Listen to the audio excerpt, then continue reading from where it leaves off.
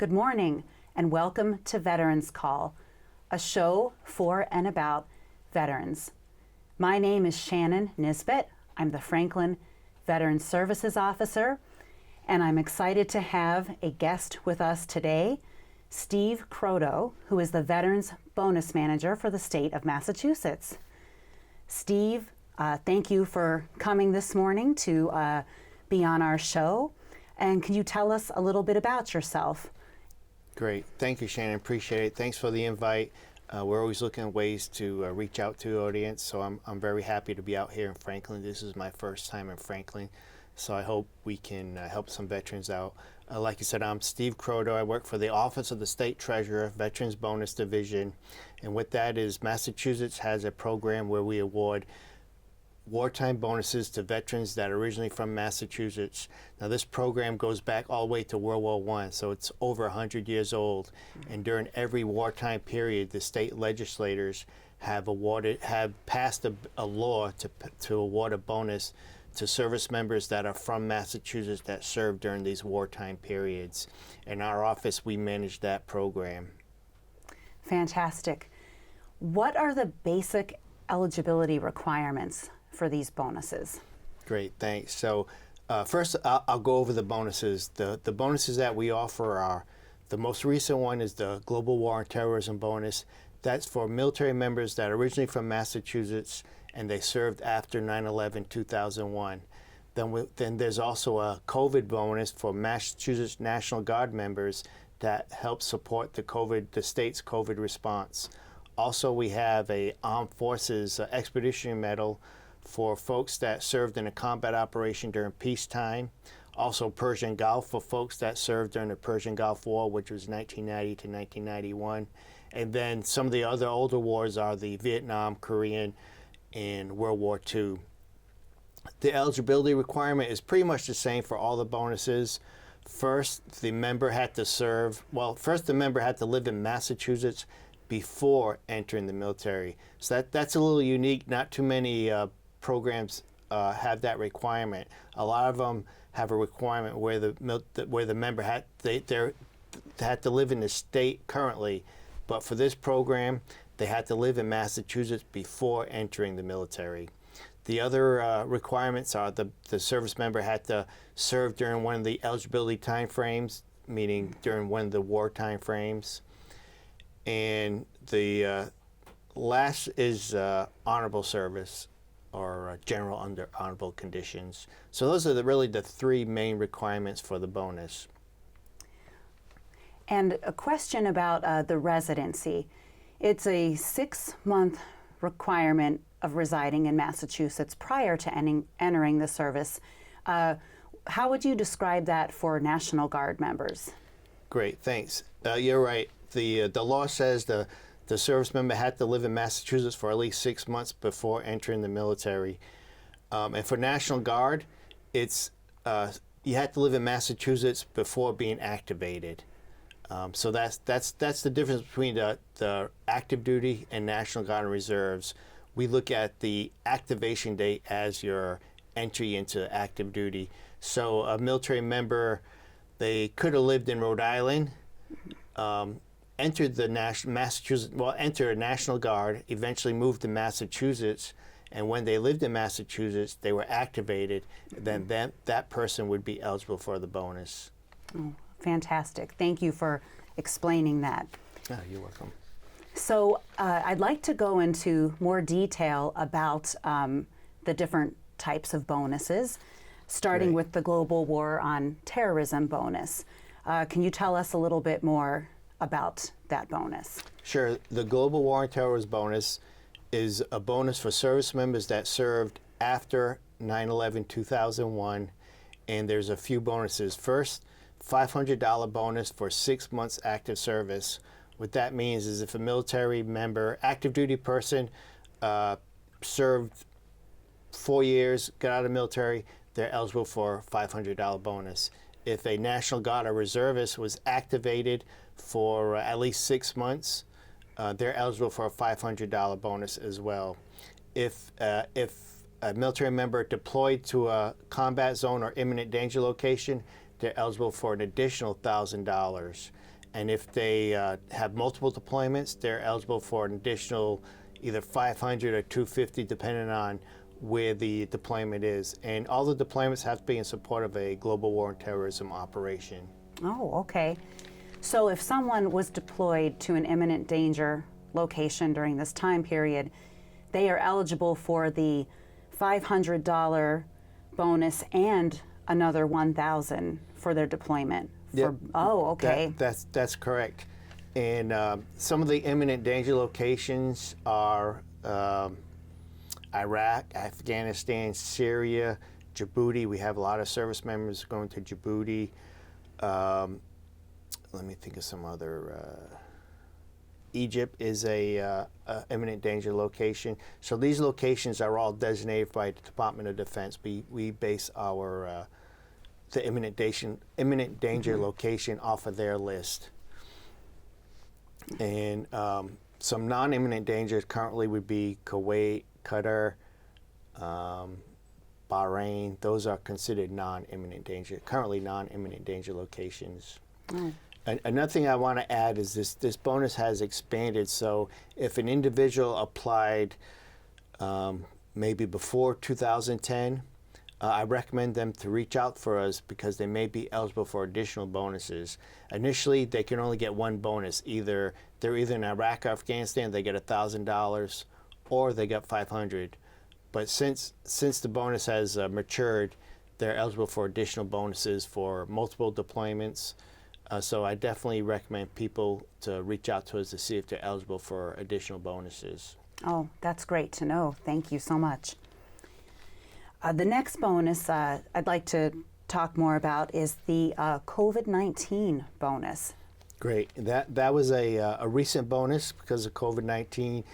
We realized that the National Guard was the National Guard was heavily utilized to help Massachusetts out.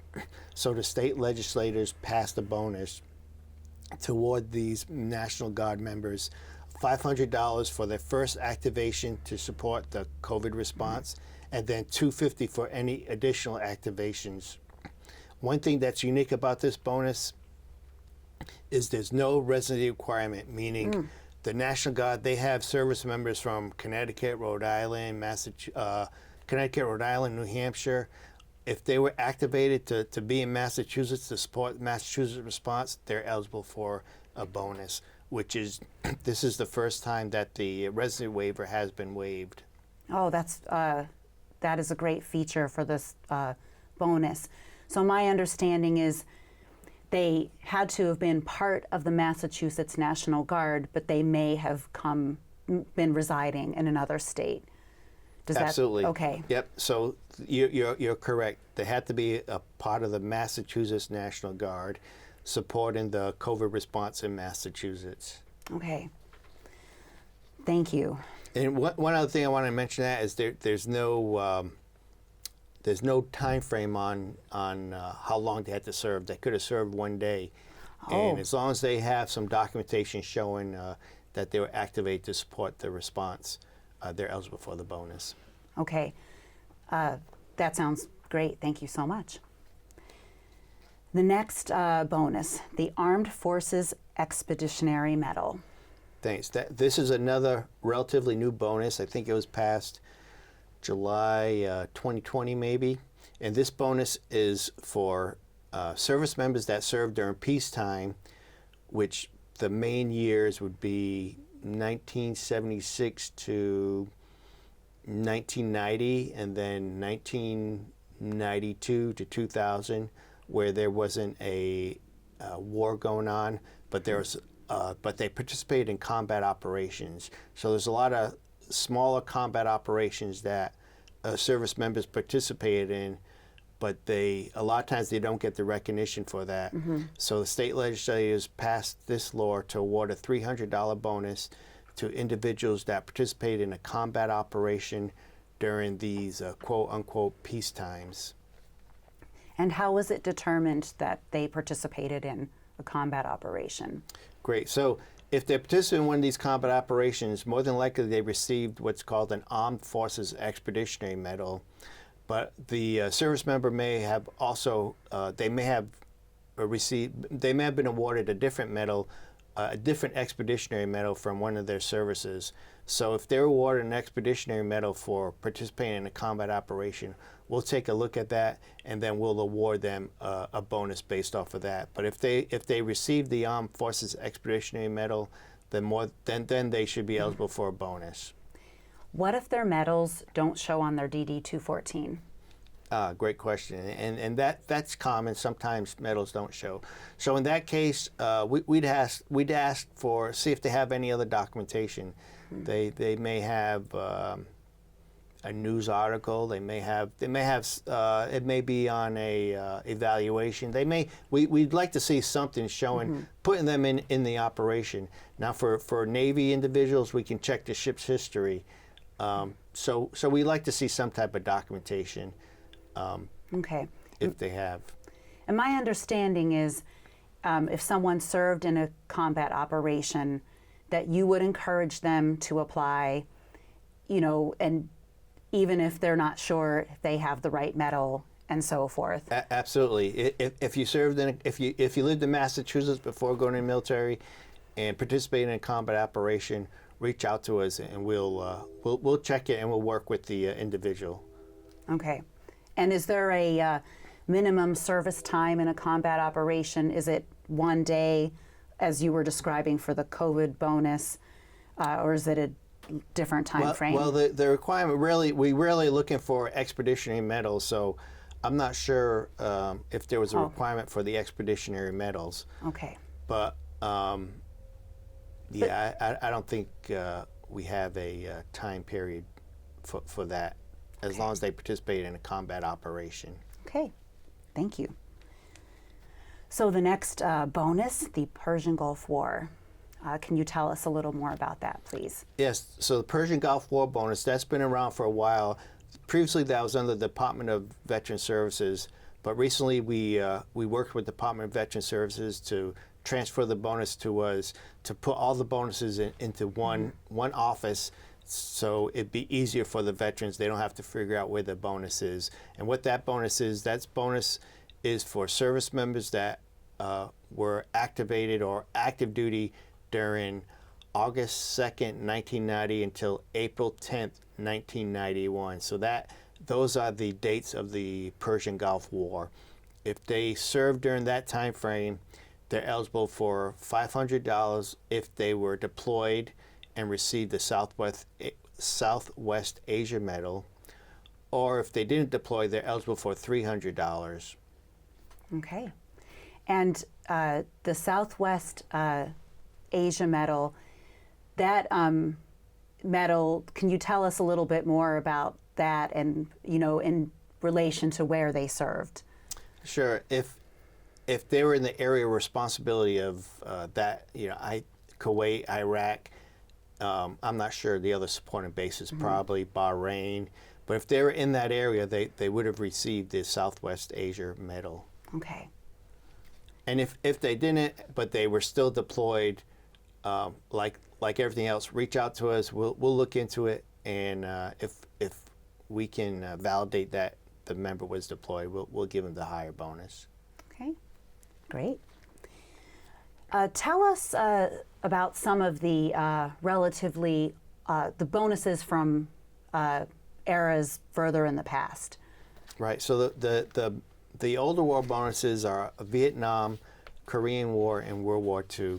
Now, the thing to know about these bonuses is most of these service members received them at the time of discharge. In our office, we have very good records that go back all the way to World War I. To even before World War I, Spanish-American War. Wow. We have records that we can check to see if the individual was awarded the bonus. If the individual was not awarded the bonus, we'll make sure we give them the application, or if they passed away, a family member the application. And the bonuses are for Vietnam, $300 if you were in Vietnam, $200 for all other service. Korean War, $300 if the service member was overseas, $200 if they were stateside, and that's the same for World War II. $300 if they were overseas, $200 if they were stateside. and pretty much the same requirements. The service member had to live in Massachusetts before entering the military and serve during one of those wartime periods. And once again, if you're not sure if you get the bonus, reach out to either Shannon or our office. We'll check, and if you didn't get it, we'll make sure we get it to you. That's great. You mentioned the bonuses can go to surviving family members, and that is the case with all of these bonuses, correct? Yep, that's correct. Can you tell us a little bit more about that? Yeah, I'm glad you brought that in.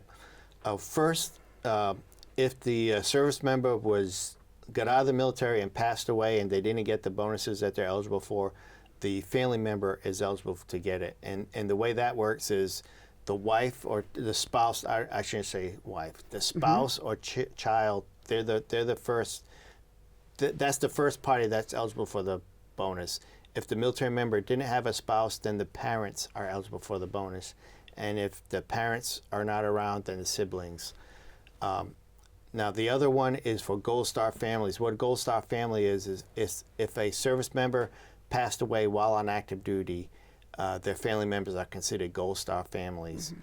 And this, for the global war on terrorism, the Gold Star family member is eligible for $1,000 plus any unawarded bonuses that the service member was eligible for.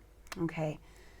And so in this, for all surviving family members, including Gold Star family members, the bonus would go to the immediate next of kin, not to every family member. That's correct.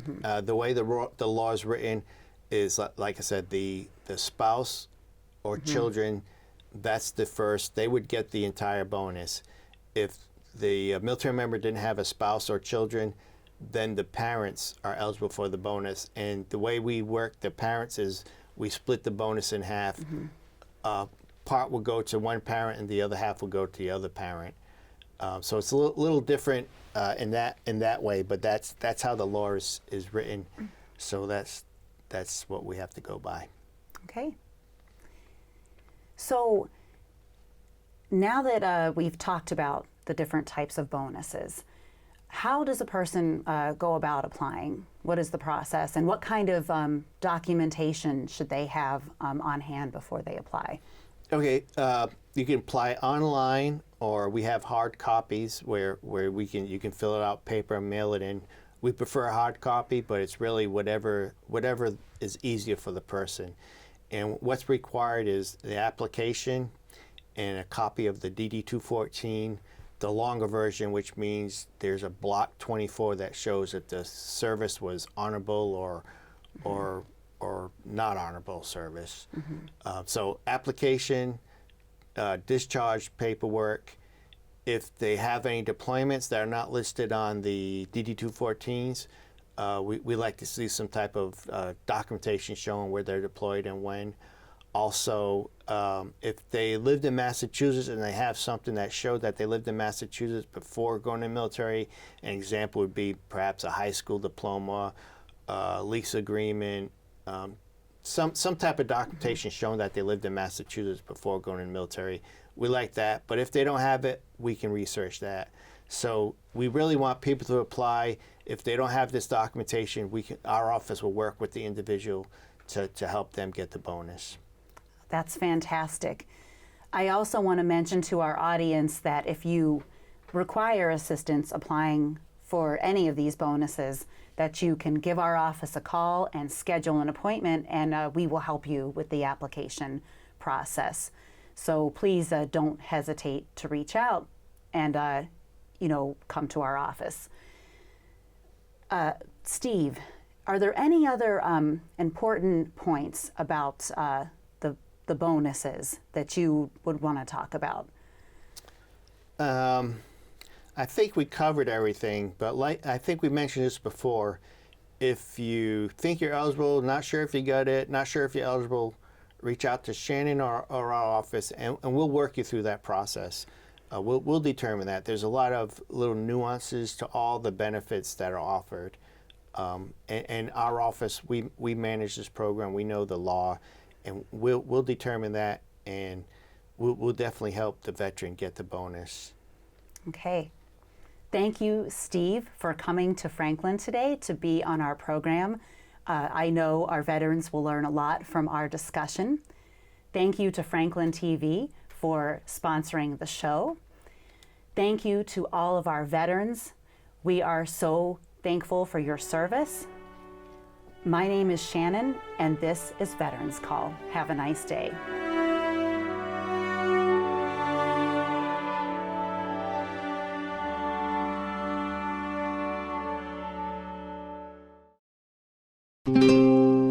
This program was made possible by your Franklin friends and neighbors, good folks just like you. Thanks for supporting Franklin TV. And thanks for watching.